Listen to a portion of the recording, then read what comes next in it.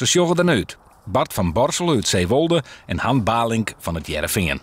Hoe een lietse mannen, maar ze hadden in Libben horen op een onbewennen eiland in Indonesië. Ze mij neer meenemen, net in zijn zwembroek. Ja, in onze blote tokens, ja. Dat is in principe wel, nou in principe, dat gaan we doen.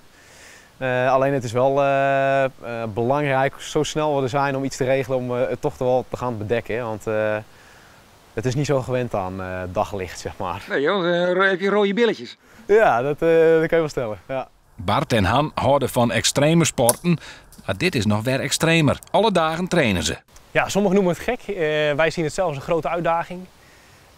Zowel voor onszelf, ook staat het hoog bij ons op de bucketlist om het ooit een keer te doen. Het is net alleen nog de kick. Ze willen geld ophelden voor een hongerproject. Dat is een organisatie die het projecten docht om honger de wereld uit te krijgen. Ja, wij hopen eigenlijk geld bij elkaar te krijgen wat wij richting THP, de Hunger Project, kunnen sturen of kunnen geven. Dat zij dan in kunnen zetten in de landen waar het nodig is. Op Hokkereiland het riocht te komen weten ze net precies. Ene van de kust van Gorontalo. Een lokaal in hier de gids brengt ze erheen. Ze krijgen een telefoon mee voor echte needgevallen. Dat is het. We moeten ervoor zorgen dat we zo snel mogelijk drinkwater hebben.